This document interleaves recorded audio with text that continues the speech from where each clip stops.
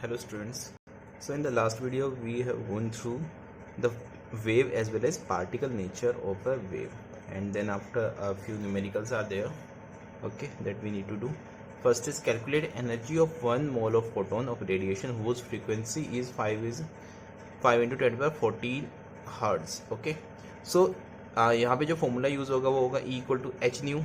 H is Planck's constant and nu is frequency. The value of Planck's constant is 6.63 into 10 to the power minus 34, and जो frequency होगी उसकी value जो होगी वो कितनी है 5 into 10 to the power 14 hertz. तो ये इसकी वैल्यू है. ठीक है, तो इनसे जो कैलकुलेशन करने के बाद हमारे पास जो वैल्यू आएगी वो क्या आएगी, वो आ जाएगी जूल्स में आ जाएगी, इसकी एनर्जी आ जाएगी. इसकी जूल सेकंड इसकी यूनिट थी, तो इसकी जो वैल्यू आ जाएगी जूल सेकंड. लेकिन हमें यहाँ पे ये जो E equal to h nu आया है ये किसी एक इलेक्ट्रॉन के लिए, लेकिन हमें जो एनर्जी चाहिए होगी वो 1 मोल ऑफ इलेक्ट्रॉन के लिए चाहिए होगी, है ना. And so for 1 mole of electron ये जो एनर्जी होगी, एनर्जी विल बी 1 मोल में कितने इलेक्ट्रॉन होते हैं 6.022 इंटू 10 टू पावर 23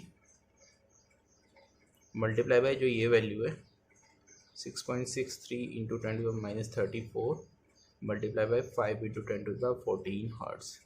तो जो ये कैलकुलेशन मिस्टेक ना हो इसलिए मैंने इसके डायरेक्टली आंसर लिखे हुए हैं. That is 199.51 kilo joule per मोल. ये यहाँ पे जूल में आया होगा, ठीक है, और जूल को किलो जूल में कन्वर्ट करने के लिए क्या करते हैं 1000 से डिवाइड करते हैं. तो ये वैल्यू आएगी 199.51 इंटू किलो जूल पर मोल. सेकेंड क्वेश्चन है सेम.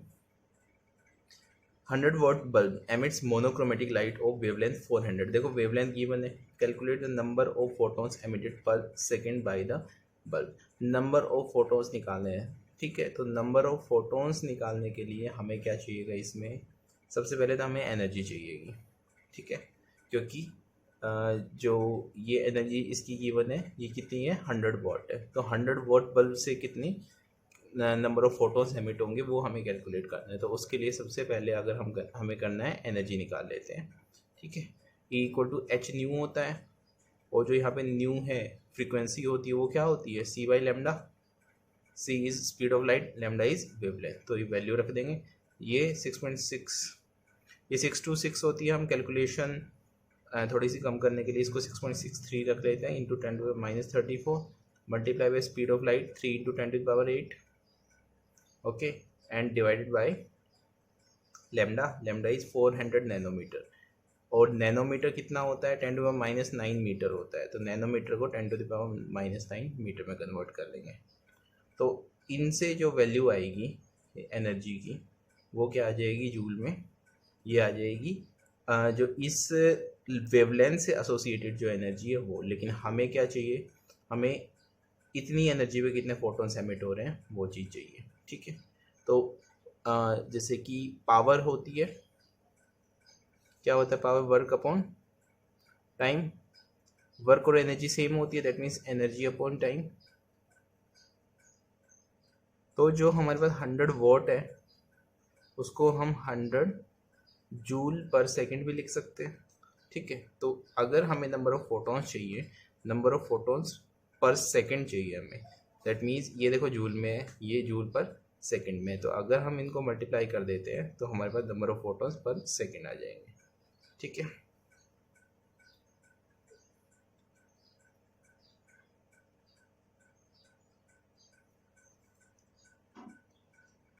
सॉरी डिवाइड कर देते हैं अगर हम इसको इससे. तो इसमें जैसे कि जैसे 100 joule to calculate photon,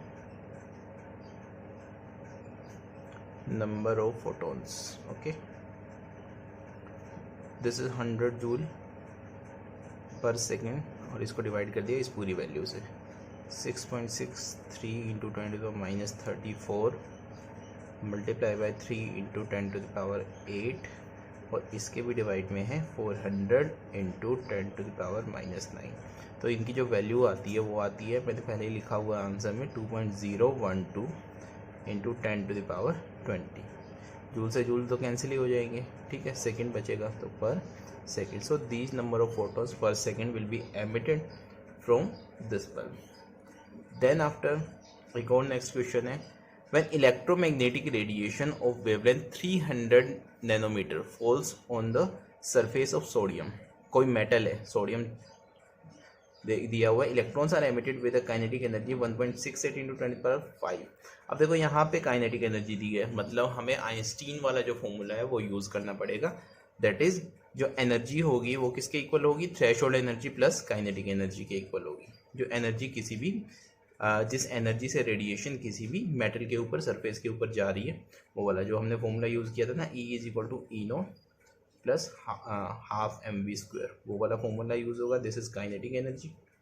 okay, तो what is the minimum energy needed to remove an electron from sodium. That means यहाँ क्या पूछी है, थ्रेशोल्ड एनर्जी पूछी है, ये वाली एनर्जी पूछी है. What is the maximum wavelength that will cause a photo electron to be emitted. कितनी अगर ये आ गई, उसके बाद हमें क्या निकालना होगा, थ्रेशोल्ड वेवलेंथ निकालनी होगी. जैसे थ्रेशोल्ड फ्रीक्वेंसी कैलकुलेट कर सकते हैं हम, वैसे ही थ्रेशोल्ड वेवलेंथ कैलकुलेट कर सकते हैं. बस इसमें थोड़ा सा ये ध्यान रखना तुम लोग, electromagnetic this kinetic energy is 1.68 into 10⁵ joule per mole. This is not only joule, this is joule per mole. मतलब इतनी काइनेटिक एनर्जी एक मोल इलेक्ट्रॉन की है, ना कि एक इलेक्ट्रॉन की. और ये जो वैल्यू है ये एसोसिएटेड है 1 इलेक्ट्रॉन से, ठीक है. तो हमें वहाँ पे बस थोड़ा सा मोल्स वाला खेल है यहाँ पे. तो इसका सॉल्यूशन देखते हैं. तो 300 नैनोमीटर जो है वो वैल्यू गिवन है. तो 300 नैनोमीटर में जो एनर्जी होगी E equal to h nu या एच सी बाई लेमडा, उससे हम वैल्यू निकाल लेंगे. एच की वैल्यू 6.626 इंटू 10⁻34. जो C है speed of light, that is 3 into 10⁸8.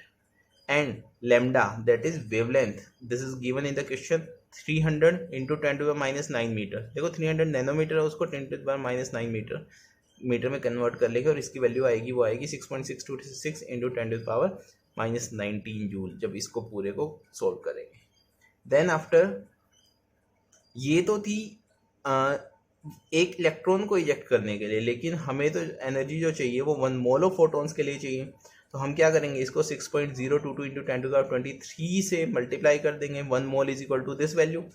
Okay, और इसको इससे मल्टीप्लाई करने के बाद ये वैल्यू आ जाती है हमारे पास 3.99 इंटू 10⁵ जूल पर मोल. तो ये 1 मोल के लिए आ गई. अब नेक्स्ट जो है, जो एनर्जी चाहिए हमें, जो क्वेश्चन में पूछा है कि इलेक्ट्रॉन, जो 1 मोल इलेक्ट्रॉन है उसके लिए मिनिमम थ्रेशोल्ड एनर्जी कितनी चाहिए, तो वो आ जाएगी हमारे पास. ये तो चलो हमने कैलकुलेट कर ली. The minimum energy needed to remove 1 electron, ये शायद ये यहाँ पे रिपीट हो गया, 1 mole of electron from sodium. देखो जो सोडियम की काइनेटिक एनर्जी गिवन है वो है 1.68, जो वहाँ से फोटॉन्स एमिट हो रहे हैं उनकी 1.68 इंटू 10⁵, ये क्वेश्चन में गिवन है. अगर जो हमें एनर्जी प्रोवाइड की है, वो एनर्जी प्रोवाइड की है 3.99 इंटू 10⁵ जूल पर मोल. तो अगर हम वो फॉर्मूला देखें कि E इज इक्वल टू क्या होता है, E note plus kinetic energy. तो E नोट की वैल्यू अगर हमें निकालनी है, मतलब थ्रेशोल्ड एनर्जी निकालनी है, तो क्या हो जाएगा, E माइनस काइनेटिक एनर्जी. तो ये हमने यहीं पे ये लिए E minus kinetic energy. E is energy provided and this is kinetic energy and their value comes out to be 2.31 into 10⁵ joule per mole. Then after the minimum energy for 1 mole, ये तो थी एक electron को remove करने के लिए, ठीक है. तो 1 मोल को के लिए कितनी हो जाएगी, इसको 6.022 इंटू 10⁻23 से डिवाइड कर देंगे जो वैल्यू आती है, ठीक है. इसके बाद अब हमारे पास क्या है, ये आ गई threshold energy for 1 mole for 1 electron, sorry, this is 1 mole electron and this is 1 electron. एक इलेक्ट्रॉन के लिए क्या होगा, इसको इससे डिवाइड कर देते हैं. देन आफ्टर वेवलेंथ कैसे निकलती है, E equal to h nu होता है and nu is C by lambda. तो वही वैल्यू यहाँ पे रखी है वेवलेंथ. तो लेमडा क्या हो जाएगा, जो E है इसके डिवाइड में आ जाएगी एच सी बाई ई. तो यहाँ पे एच C by E.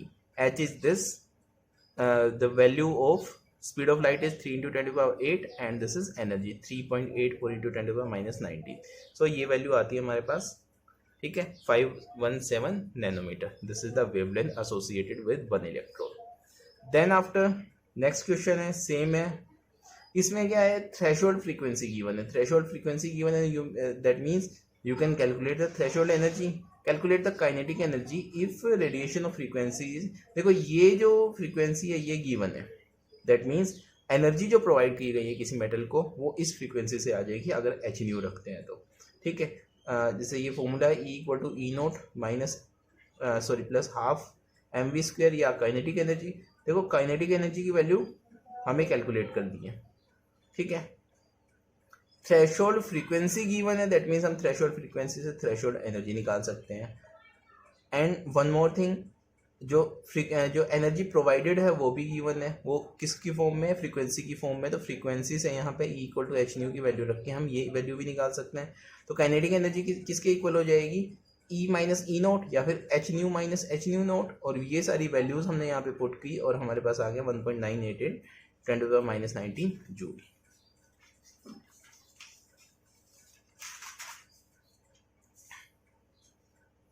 इसके बाद नेक्स्ट टॉपिक है evidence for the quantization of electronic energy levels. Electronic energy level है वो मतलब क्वांटाइज्ड का मतलब स्टेप बाय स्टेप उनकी जो वैल्यूज होती है, उनकी एनर्जी जो है वो डिफरेंट कैसे है, इसके क्या हमारे पास एविडेंसेस है, क्या हमारे पास उसके सबूत है।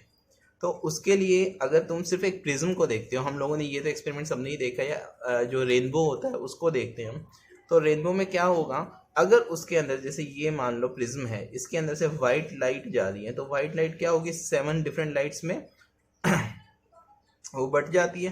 तो ये जो 7 डिफरेंट लाइट में ये चली जाती है, तो ये 7 डिफरेंट लाइट का जो कलर होता है बिल्कुल हमें अलग अलग दिखता है, दैट मीन्स, और क्योंकि उनकी जो energy associated with them those colour are different. जैसे कि रेड जो होता है, रेड की वेवलेंथ सबसे ज़्यादा होती है, फ्रीक्वेंसी सबसे कम होती है, एनर्जी सबसे कम होती है। Then after orange, yellow, green, blue, indigo and violet. Violet की फ्रीक्वेंसी सबसे ज़्यादा होती है, सबसे ज़्यादा एनर्जेटिक होता है। तो इसमें क्योंकि देखो ये सारे एक साथ भी रह सकते थे व्हाइट लाइट में, जैसे ही प्रिज्म में गए मतलब जैसे ही उनके अंदर रिफ्रैक्शन हुआ, रिफ्रैक्शन तुमने पढ़ा होगा, जब एक मटेरियल मीडियम से दूसरे मटेरियल मीडियम में कोई लाइट जाती है तो उसके अंदर रिफ्रैक्शन होता है। तो रिफ्रैक्शन हुआ और रिफ्रैक्शन होने से क्या हुआ, इसने अपने जो पाथ है वो चेंज कर लिया, लेकिन पाथ इतना चेंज कर लिया कि ये अपने 7 लाइट्स में डिसोसिएट हो गया, बट गया ये। तो उसके बाद क्या हुआ, देखो जिसकी वेवलेंथ सबसे ज़्यादा होती है उसमें जो ये एंगल ऑफ डिफ्लेक्शन या रिफ्रैक्शन तुम कहोगे वो बहुत ही कम है। देखो आर जो है इतने ज़्यादा इसका एंगल चेंज नहीं हुआ, ज़्यादा एंगल चेंज हुआ है जिसकी वेवलेंथ सबसे कम है। तो इसका मतलब और ये है कि अलग अलग एनर्जी लेवल्स में ये बढ़ गया, मतलब और स्टेप बाय स्टेप जो एनर्जी हो रही है वो डिक्रीज, अगर यहाँ से यहाँ देखें तो डिक्रीज हो रही है, दैट मीन्स ये एनर्जी क्वांटाइज्ड है, ठीक है। देन आफ्टर इस तरह की जो हमारे पास इस तरह का जो ये आता है इंटरफेरेंस, इसको हम बोलते हैं स्पेक्ट्रा। यस, इसको हम स्पेक्ट्रा बोलते हैं। इस तरह का ये जो आ रहा है ना 7 डिफरेंट कलर में ये डिसोसिएट हो रहा है, इसको हम स्पेक्ट्रा बोलते हैं और या स्पेक्ट्रम बोलते हैं। और ये स्पेक्ट्रम हम कंटिन्यूस मांगते हैं। कंटिन्यूस क्यों बोलते हैं ऐसे स्पेक्ट्रम को, क्योंकि इस स्पेक्ट्रम में हमें पता नहीं चलता कहाँ पे रेड लाइट खत्म हो रही है और कहाँ पे ऑरेंज स्टार्ट हो रही है, एक दूसरे में मर्ज्ड है। ऑरेंज के बाद येलो ऑरेंज में मर्ज्ड है और ग्रीन में मर्ज्ड है। तो इसलिए इस तरह के जो स्पेक्ट्रम होते हैं उसको हम क्या बोलते हैं, जो कंटिन्यूस स्पेक्ट्रम बोलते हैं, ठीक है। तो इसमें लाइट स्प्रेड हो रही है। देन आफ्टर अगर हमें इसके एक और बात मैं तुम्हें बताता हूँ, जो विजिबल लाइट होती है, मतलब यहाँ पे तो वाइट लाइट ही है जिसका इसमें ये अलग अलग पार्ट्स में डिवाइड हो रही है, तो जो विजिबल लाइट होती है उसकी जो फ्रीक्वेंसी रेंज होती है that is 7.50 × 10⁻14 hertz to 4 × 10⁻14 hertz. देखो याद करने के लिए तुम ये याद कर सकते हो कि इनकी जो लाइट की जो वेवलेंथ होती है रेंज वो 760 के आसपास से स्टार्ट होती है, लेकिन तुम ये याद कर लो कि 400 नैनोमीटर टू 800 नैनोमीटर रफली ऐसे याद कर लो कि 400 टू 800 नैनोमीटर जो होता है वो वेवलेंथ किसकी होती है, वाइट लाइट की। और या विजिबल लाइट की। तो विजिबल लाइट में अगर ये वेवलेंथ होती है तो तुम उससे उसकी फ्रीक्वेंसी भी निकाल सकते हो और उसकी एनर्जी भी कैलकुलेट कर सकते हो। देन आफ्टर ये सब कुछ एक्सप्लेन कर दिया मैंने। अच्छा, इसके बाद एक और तुम्हें चीज मैं बता देता हूँ कि जैसे सपोज करो ये कोई पार्टिकल है, इस पार्टिकल के ऊपर एनर्जी वेव आई है कोई, तो इसकी एनर्जी बढ़ जाएगी, इस पार्टिकल के अंदर ट्रांसफर हो जाएगी एनर्जी, और ये एनर्जी ट्रांसफर होने के बाद ये एक्साइटेड स्टेट में जाएगा। ठीक है, ये इसकी ग्राउंड स्टेट है, मतलब नॉर्मल स्टेट होती है जिसमें वो स्टेबल होता है, तो एक्साइटेड स्टेट में चला गया। अब एक्साइटेड स्टेट में जाने के बाद कोई भी चीज़ अपनी एक्साइटेड स्टेट में ज़्यादा देर तक स्टेबल नहीं होती, तो वो क्या करेगा, वो वापस से अपनी ग्राउंड स्टेट में आएगा और जितनी एनर्जी उसने एब्जॉर्ब की थी उतनी ही एनर्जी वो रिलीज कर देगा या एमिट कर देगा। ठीक है, और ये जो एनर्जी जो ये एमिट करता है, इस एनर्जी को एक एनालाइजर होता है जो एनालाइज कर लेता है और उसके अंदर उसके थ्रू स्पेक्ट्रम बनता है, जो इसने एनर्जी रिलीज की है उसके थ्रू स्पेक्ट्रम बनता है, और उस स्पेक्ट्रम को जो इसके थ्रू बनता है उसको बोलते हैं एमिशन स्पेक्ट्रा। एमिशन स्पेक्ट्रा क्यों एमिशन बोल रहे हैं, क्योंकि लाइट जो है वो एमिट हो रही है। इसके अलावा एक और होता है एब्जॉर्प्शन स्पेक्ट्रा। एब्जॉर्प्शन स्पेक्ट्रा में क्या होगा, जैसे सेम ही कंसिडर करो ये कोई पार्टिकल है और इसके ऊपर हमने वाइट लाइट डाल दी या फिर कोई इलेक्ट्रोमैग्नेटिक रेडिएशन डाल दी, तो जो एनर्जी इसको की फ्रीक्वेंसी से मैच होती है जिसकी वजह से ये क्या करता है, एक्साइटेड स्टेट में चला जाए, उसको तो ये एब्जॉर्ब कर लेगा, और जितनी एनर्जी जो एक्स्ट्रा है लाइट के अंदर अलग अलग फॉर्म में एनर्जी, अलग अलग वेवलेंथ की एनर्जी होती है, तो जो एनर्जी इसको चाहिए थी वो तो इसने एब्जॉर्ब करके एक्साइटेड स्टेट में चला गया, लेकिन जो इसको नहीं चाहिए थी वो पास थ्रू हो गई, और ये जो एनर्जी पास थ्रू हुई है इसको जो एनालाइज करके जो स्पेक्ट्रा बनता है वो बनता है एब्जॉर्प्शन स्पेक्ट्रा, वो बनेगा एब्जॉर्प्शन स्पेक्ट्रा। एक खास बात ये है, देखो एमिशन स्पेक्ट्रा में क्या हुआ, इसने जो लाइट एब्जॉर्ब की थी सिर्फ वो एमिट की, तब एमिशन स्पेक्ट्रा बना, और इसमें क्या है, जो लाइट इसने एब्जॉर्ब कर ली उसका स्पेक्ट्रा नहीं आया, बाकी जो बची हुई है उनका स्पेक्ट्रा आया। इसका मतलब अगर तुम एमिशन स्पेक्ट्रा को एक फोटो मानते हो तो एब्जॉर्प्शन स्पेक्ट्रा होगा जो वो उसका नेगेटिव होगा। ठीक है, उसका जैसे फोटोग्राफ्स जो नेगेटिव होते हैं उस तरीके का आएगा, बिल्कुल उसका अपोजिट।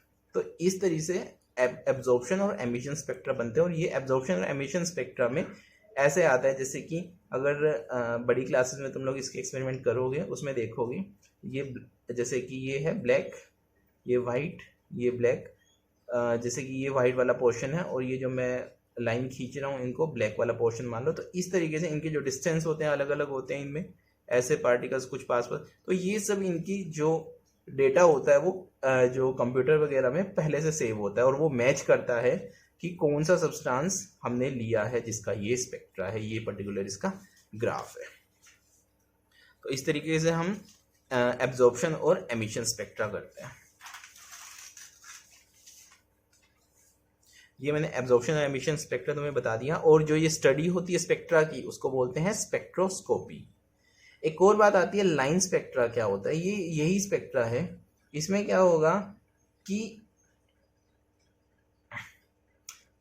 हाँ, एब्जॉर्प्शन एमिशन कर लिया, देन आफ्टर लाइन स्पेक्ट्रा और एटॉमिक स्पेक्ट्रा जो होता है, the emission spectra of atom is the in gaseous phase.